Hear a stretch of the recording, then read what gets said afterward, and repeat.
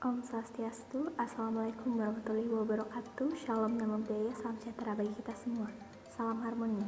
Perkenalkan, nama saya Wayan Dayani. Di video kali ini kita akan membahas mengenai ciri-ciri dari learning burnout. Sebelum beranjak pada ciri-ciri, kalian pernah nggak sih mendengar istilah learning burnout?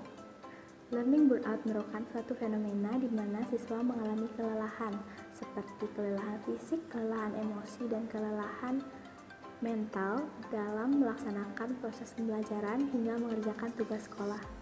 Lalu, apa sih ciri-ciri dari learning burnout?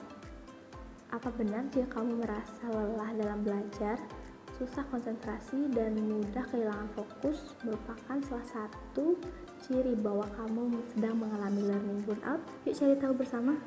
Ciri-ciri learning burnout menurut Reber dalam Muhyiddin Syah 2010, yaitu yang pertama, merasa seakan-akan pengetahuan dan kecakapan yang diperoleh dari proses pembelajaran tidak ada kemajuan.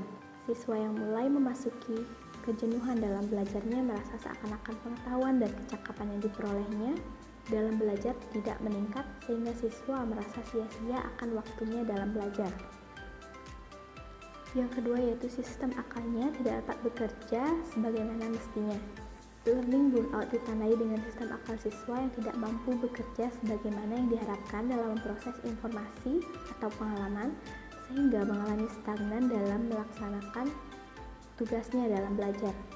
Seorang siswa yang sedang mengalami jenuh, sistem akalnya tidak akan dapat bekerja sebagaimana mestinya yang diharapkan dalam memproses suatu pembelajaran atau pengalaman. Yang ketiga yaitu kehilangan motivasi dan konsolidasi. Siswa yang sedang dalam keadaan jenuh merasa dirinya tidak memiliki motivasi yang dapat membuatnya bersemangat untuk meningkatkan pemahamannya terhadap pembelajaran yang diterimanya atau dipelajarinya.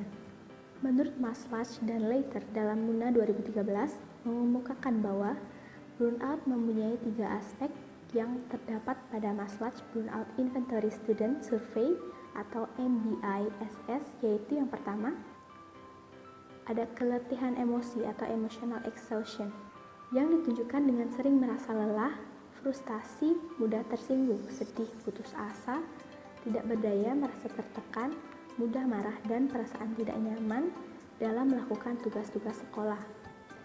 Yang kedua ada depersonalisasi atau chainism, yaitu menjauhnya individu dari lingkungan sekitar, merasa tidak mampu bersosialisasi terhadap orang lain, mudah mengeluh tiap hari, merasa tidak peduli dengan orang lain, emosi tidak terkontrol, kehilangan harapan dalam belajar, merasa terjebak, dan merasa gagal. Yang ketiga adalah menurunnya keyakinan akademik atau reduced academic efficiency. Ditandai dengan perasaan rendah diri terhadap dirinya sendiri, kehilangan semangat dalam belajar, merasa tidak kompeten, individu mengalami ketidakpuasan terhadap prestasi yang didapat, dan merasa tidak pernah melakukan sesuatu yang bermanfaat bagi dirinya sendiri maupun bagi orang lain. Selanjutnya, apa sih faktor-faktor yang mengakibatkan kita mengalami kejenuhan dalam belajar atau learning burnout agar kedepannya kita bisa meminimalisir terjadinya masalah ini lagi? Yuk simak lebih lanjut.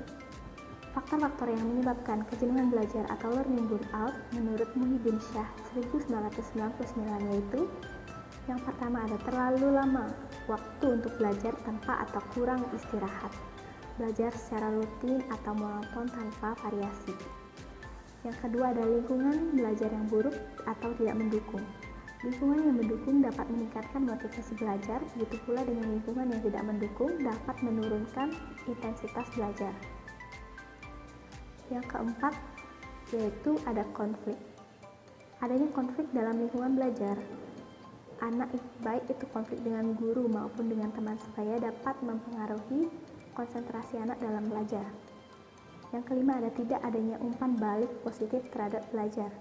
Gaya belajar yang berpusat pada guru atau siswa yang tidak diberi kesempatan dalam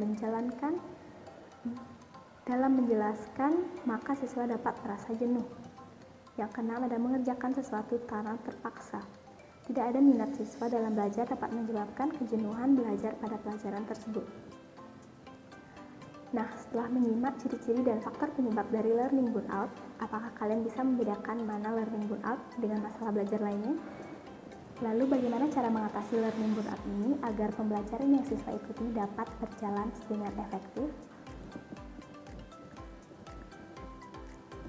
Tunggu video selanjutnya ya. Terima kasih sudah menonton sampai akhir dan sampai ketemu pada pembelajaran selanjutnya.